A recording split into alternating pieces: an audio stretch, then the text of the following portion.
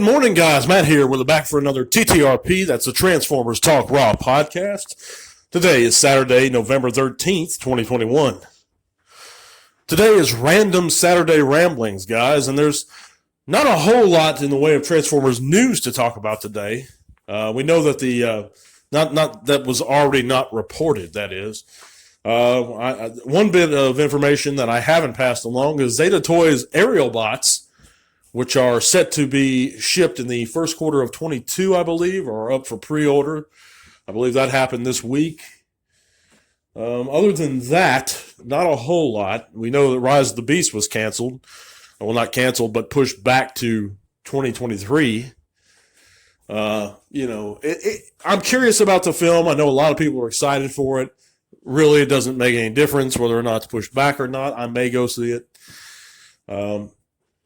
But other than that, not a whole lot of news. So I'm just going to randomly chat about some stuff with you guys today. By the way, if you haven't checked out our Facebook group, click the link in the description below. Go check it out, guys. There you can post your reviews, your pages, your vlogs, whatever you like, or just chat bots with us.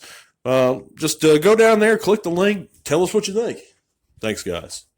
But back to the podcast. There's not much in the way of news, so I think we're just going to stick to some random thoughts here. I have a new short series out called G1 Theory. And last time we talked a little bit about why Kup may in fact be Dion, the Autobot, the friend of Optimus Prime or Orion Pax, way back in the day. It focuses on some theories just involving the Sunbow cartoon of non-Japanese Sunbow cartoon. But there's some things I had to leave out of that short because I was strapped for time, obviously. But not only do Kup and Dion transform into the same vehicles, pretty much. They're both flatbed Cybertronian pickup trucks. But they're so visually similar. And I haven't gotten a ton of feedback off of that. I got some feedback, and it's good feedback, and some interesting points of view. But one of the things I've gotten off of that short, just by sharing it in various groups, is that it's less of a common theory that Kup could be Dion as it is that Magnus, Ultra Magnus, could be Dion. And I don't see that. I think there's a lot less evidence to show that. One of the advocates for promoting that theory says, well, in Transformers the movie, Prime calls him old friend. I mean, that's... I believe that Kup and Optimus have similar exchanges at various times throughout the series after the movie. And if it's just going off of that one line of information, that whole argument stems, I think it's more likely to be Kup, because there's actually much more evidence, to support Kup being Dion.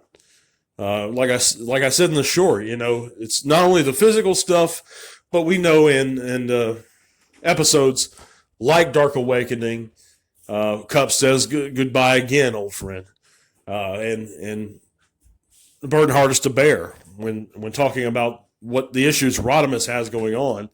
Kup states to Marissa Fairborn, when asked that he trying to get my thoughts together. I'm sorry, guys. That the same thing happened to Optimus when he was past the Matrix, that he felt that burden or that mantle of leadership press upon him. In a couple other episodes, too, there's some interesting dialogue in the Return of Optimus Prime there is, between when Optimus is first reactivated. So it's just something to think about. I think it would be cool. But really what I would love to see, regardless of Dion's true origins, a new or a Dion figure actually released, rather than being some sort of exclusive. That would be awesome to see. There's plenty of characters they still could release. And I still think they should do something with the GoBots. We still haven't gotten proper Pretenders. We still haven't seen a Needle Nose. There's several Titans they could do, that they haven't gotten to, and I think they are. I think they're getting to them slowly. I like where the line is going. It's a They got some good stuff looking like it's going to be really cool coming up here with Legacy. I don't know how much longer they're going to extend the Studio Series 86 line. I wish they'd keep doing it. That would be awesome. It would be kind of cool, in my opinion, to get a Studio Series 86 Shockwave. I think that'd be awesome. I think it'd be awesome to get Studio Series 86 Junkions of various types and looks. But I think there's a lot they could do, and we'll see how far they take it. Real excited about the Legacy Stunticons. As the time gets closer, I find myself getting more and more excited about them. So I think I'm definitely going to be in on the new Menasor. I actually, and I suggest this to you guys, if you guys are planning on getting them and you have the Combiner Wars Menasor and you plan on not displaying it, strike while the iron's hot, guys. Get, if you're not a completionist and you just want to upgrade, sell that Combiner Wars Menasor now. Because, and I wouldn't even ask too much for it. I just sold mine in anticipation of the Studio Series 86 guys. I mean, not the Legacy Stunticon set. And I know we're going to have a complete Legacy Stunticon set by the end of next year. So it's 1 year. And I didn't get what people are asking for it, but I got a fair price. I got about 140. So, I mean, and I know he goes for around that or maybe a little more, but I cut the guy a decent deal. I didn't have any of the Perfect Effects upgrades, but now is the time to do it if you're going to do it. That's just a suggestion from me to you. If you plan on upgrading, literally upgrading, and you don't have to have everything, do it now. Because I think that from the looks of it, just from drag strip and the sounds of the details of how Menasor is going to form, you are taking a risk because we don't have images of the full Menasor yet.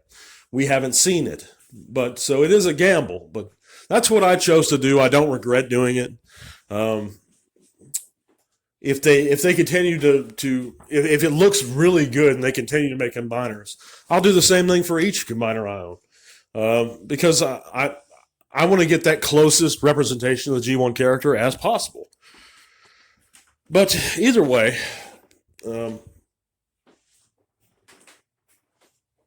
I appreciate you guys listening. I'm approaching 400 subs right now. That's amazing to me. I really don't know what to say. That's remarkable. 500 is a milestone to me. And 400 is too, but to a lesser degree. But really, the marks that I'm looking for are 500, then 1,000.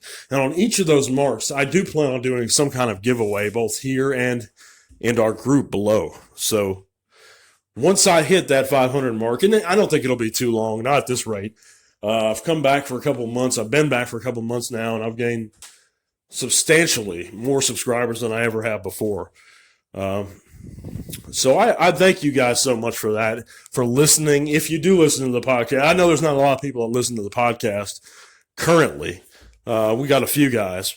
More of them come in for the shorts, and that's fine. You can come in for the shorts.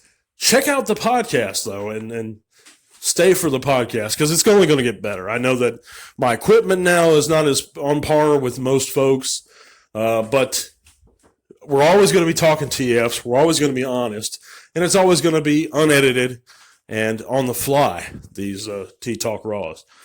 But thank you again, guys, so much for checking out the podcast.